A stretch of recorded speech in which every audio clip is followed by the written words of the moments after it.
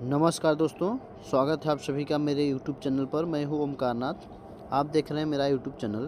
तो आज हम इस वीडियो में उत्तर प्रदेश पुलिस के लिए स्पेशल ये वीडियो इतिहास का लेकर आए हैं, जो कि इसमें से कम 5-7 क्वेश्चन आपको मिलेगा देखने के लिए। तो बने रहे मेरे चैनल पे।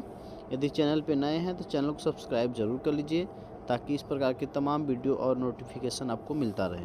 तो चलिए स्टार्ट करते हैं। सबसे पहले हम देखते हैं हमें इतिहास में पढ़ना क्या क्या है उत्तर प्रदेश पुलिस के लिए।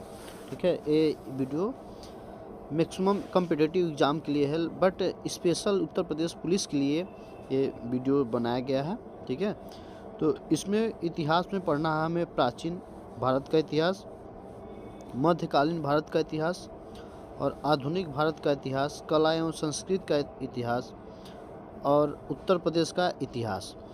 ये सभी 5 टाइप के जो इतिहास हैं, 5 इतिहास, ये आप सभी को पढ़ना है। ठीक है, उत्तर प्रदेश पुलिस के लिए और यूपीएसआई के लिए। ठीक है, यूपीएसआई के लिए और उत्तर प्रदेश पुलिस के लिए ये 5 टॉपिक आपको पढ़ना है। ठीक है, प्राचीन इतिहास, मध्यकालीन इतिहास, आधुनिक इतिहास और संस्कृत इतिहास, कला और संस्कृति इतिहास और उत्तर प्रदेश का इतिहास। कोशिश करेंगे कि आपको इसी वीडियो में याद भी दिला दें, इसलिए थोड़ा सा स्लोली और डिटेल में पढ़ेंगे। ठीक है, तो सबसे पहले हम प्राचीन इतिहास को देखते हैं।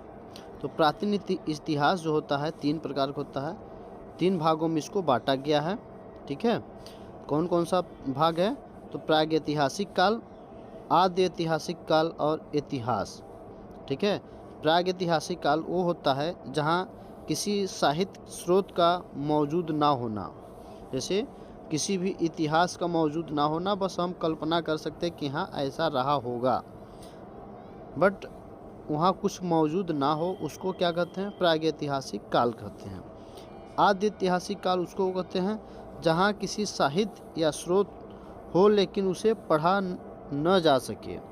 जैसे आप इतिहास में कहीं देखे होंगे, कुछ ऐसा भाषा कहीं किसी पत्थर या किसी चट्टान पे या कहीं ऐसा मिल जाता है लिखा हुआ, जिसको हम पढ़ नहीं सकते हैं और बस ये जानते हैं पहले ऐसा हुआ था, बस उसको हम पढ़ नहीं सकते हैं, ना लिख सकते हैं, ना जान सकते हैं। उसको क्या कहते हैं? आद्य इतिहास। और इतिहास उसको कहते हैं जहाँ साहित्य के स्रोत उपलब्ध हो और उसको पढ़ा भी जा सके और लिखा भी जा सके, उसे हम इतिहास कहते हैं। ठीक है, आई होप इतना बात समझ गए होंगे। ठीक है, यहाँ इतिहास को कितने भागों में बांटा गया है? 3 भागों में, प्रागैतिहासिक काल, आद्य ऐतिहासिक काल और इतिहास। अब हम सबसे पहले प्रागैतिहासिक काल को पढ़ते हैं।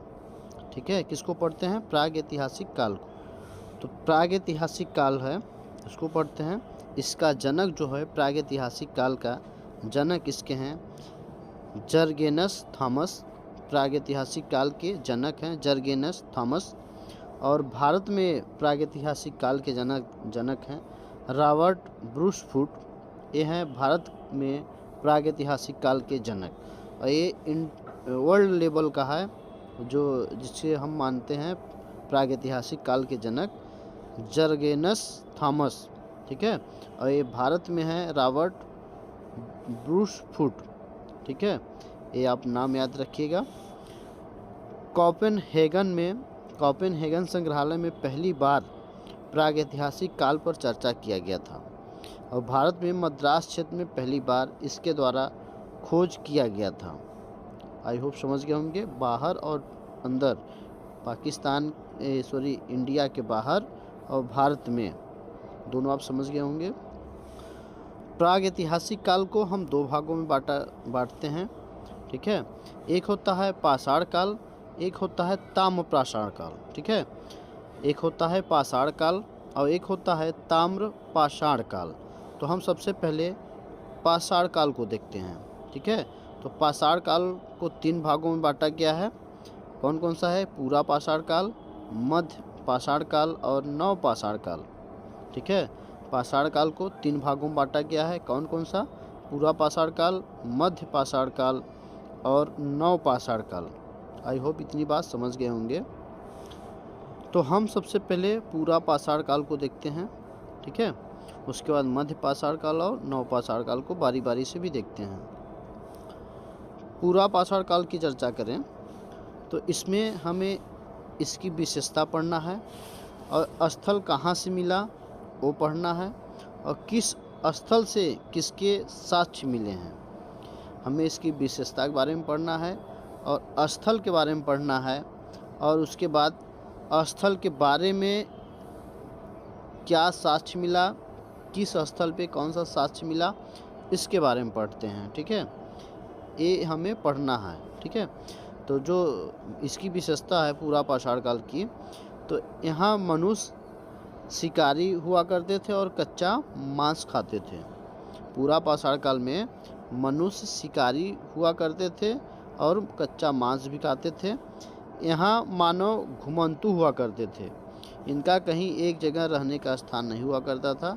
जहाँ शाम होता था वहीं वो लोग सुबह करते थे, मतलब जहाँ उनको शाम हो गया वहीं वो लोग रुक जाते थे। नेक्स्ट डे वो कहीं और शिकार करने जाते थे, फिर वहाँ जहाँ शाम होता था वहीं रुक जाते थे। इनका कहीं निजी निवास स्थान नहीं था। ठीक है, और इन्होंने आग का उपयोग नहीं करते थे। उस टाइम आग का आविष्कार नहीं हुआ था पूरा पाषाण काल में। हम पूरा पाषाण काल की चर्चा करते हैं। ठीक है, कर रहे हैं पूरा पाषाण काल में। 3 फैक्ट याद कर लीजिए, एग्जाम में पूछा जाता है।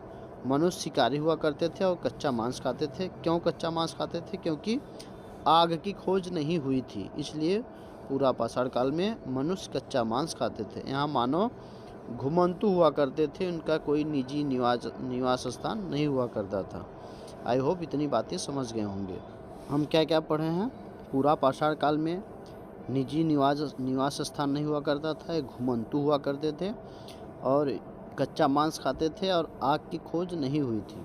ठीक है, वही हम पढ़े हैं पूरा पाषाण काल में। ठीक है, क्योंकि घुमंतु हुआ करते थे, घुमंतु जीवन व्यतीत किए हैं, इनका अस्थायी निवास नहीं हुआ करता था। ठीक है, हथियार उन्नत किस्म के नहीं रखते थे, आग का प्रयोग नहीं जानते थे और ये कच्चा मांस खाते थे। पूरा पाषाण काल में इतनी चीज़ें हम पढ़ चुके हैं। ठीक है, फिर से एक बार रिवाइज करवा देते हैं। ये घुमंतु हुआ करते थे पूरा पाषाण काल में, ये घुमंतु हुआ करते थे। ये क्वेश्चन पूछा गया है कई बार दोस्तों, इसलिए आप लोग ज़रूर याद कर लीजिए। आग की खोज कब हुई थी? आपको नव पाषाण काल, पूरा पाषाण काल, ये सभी दे दिया जाएगा। 4 ऑप्शन, उसमें से आपको टिक लगाना होगा कौन से किस काल में खोज हुआ था कि नहीं हुआ था। तो आपसे पूछ दिया जाएगा आग का खोज कब हुआ था या आग का खोज कब नहीं हुआ था।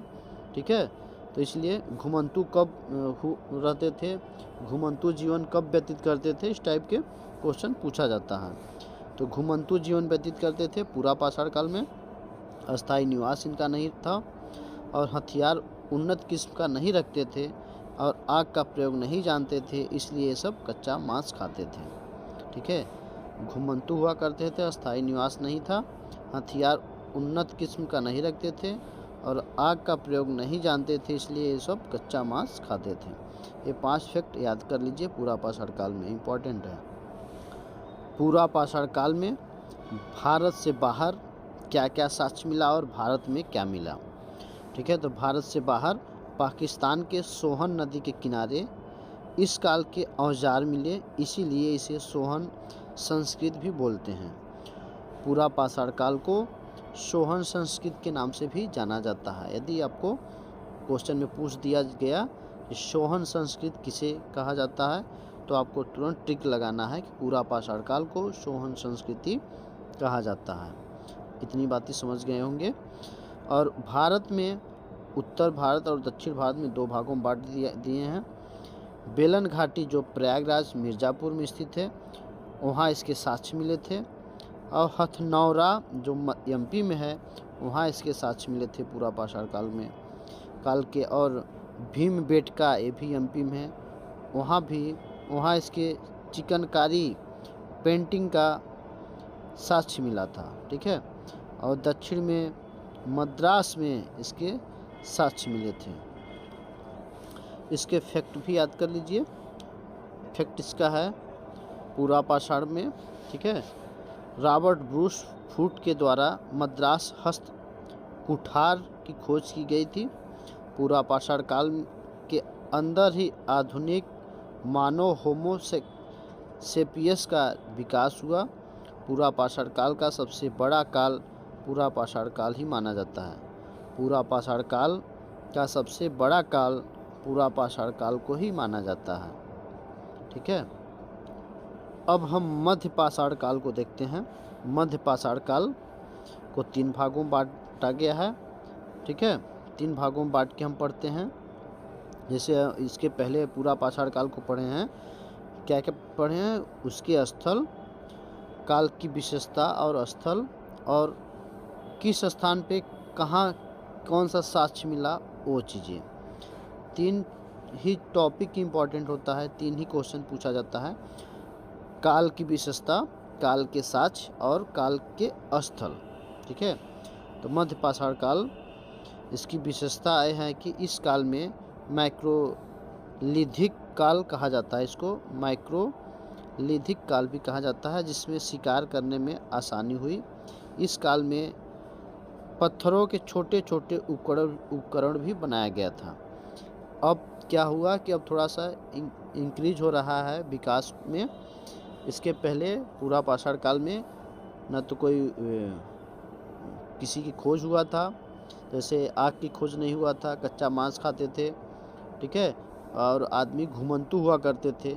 बट मध्य पाषाण काल में यहाँ जिससे शिकार करने में आसानी हुआ, और यहाँ पे औजार बनाने लगे, और पत्थरों के छोटे छोटे औजार बनाने लगे, जिससे कि शिकार करने में आसानी होने लगी। इतनी बात समझ गए होंगे। ये नव पाषाण काल में पत्थरों के छोटे छोटे उपकरण बनाने लगे, इसलिए शिकार करने में आसानी होने लगी। ठीक है, इस काल को माइक्रोलिथिक काल भी कहा जाता है। ठीक है, यदि क्वेश्चन में पूछ लिया माइक्रोलिथिक काल किसे कहा जाता है, माइक्रोलिथिक काल किसे कहा जाता है, माइक्रोलिथिक काल किसे कहा जाता है, तो आप टिक लगाइएगा कि मध्य पाषाण काल को कहा जाता है, ना कि पूरा पाषाण काल, ना ही नव पाषाण काल। मध्य पाषाण काल को आप टिक लगा सकते हैं। ठीक है, मध्य पाषाण काल से पशुओं पालन की शुरुआत हुई। मध्य पाषाण काल से पशुपालन की शुरुआत हुई। पत्थरों के साथ साथ सींग तथा हड्डी के उपकरण भी बनाने जाने लगे। पत्थरों के साथ साथ सींग तथा हड्डी के भी उपकरण बनाने लगे। ठीक है, नव पाषाण काल में पत्थर के छोटे छोटे टुकड़ों का औजार बनाना शुरू हुआ। उसके बाद धीरे धीरे सींग तथा हड्डी के भी उपकरण भी बनाए जाने लगे। इतिहासकारों के अनुसार मनुष्य द्वारा पालतू बनाया गया पहली जीव कुत्ता है। ठीक है, ये भी इम्पोर्टेंट है। मनुष्य के द्वारा पाला गया पहला जीव कुत्ता है, ये याद कर लीजिए, क्योंकि क्वेश्चन में पूछा जाता है, क्वेश्चन में पूछ लेता है मनुष्य द्वारा पहला पालतू जानवर कौन सा है। ठीक है, मनुष्य द्वारा पहला पालतू जानवर कौन सा है, तो आप कुत्ता पे टिक लगा सकते हैं। ठीक है, आई होप समझ गए होंगे।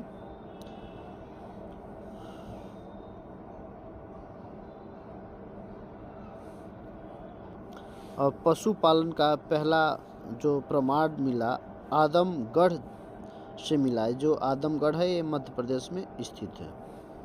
आई होप समझ गए होंगे इतनी बातें। आगे देखते हैं। मध्य पाषाणकालीन स्थल है उससे मिलने वाले साक्ष्य।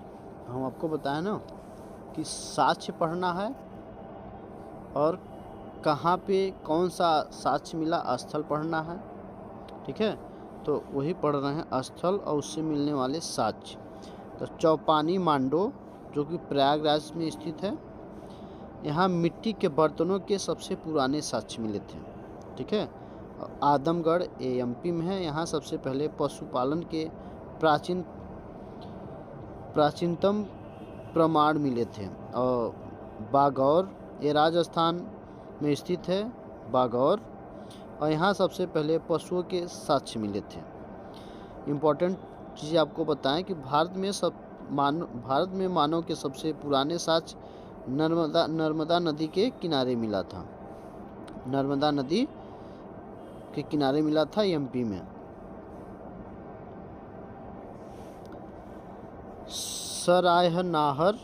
सराय नाहर ये क्या है, किसके लिए प्रसिद्ध है?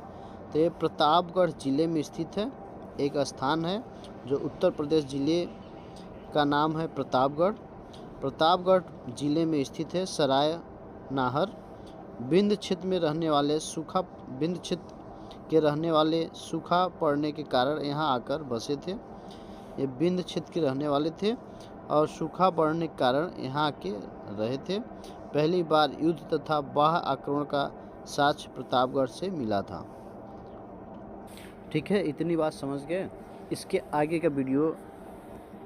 आगे टॉपिक अगले वीडियो में लेकर आएंगे।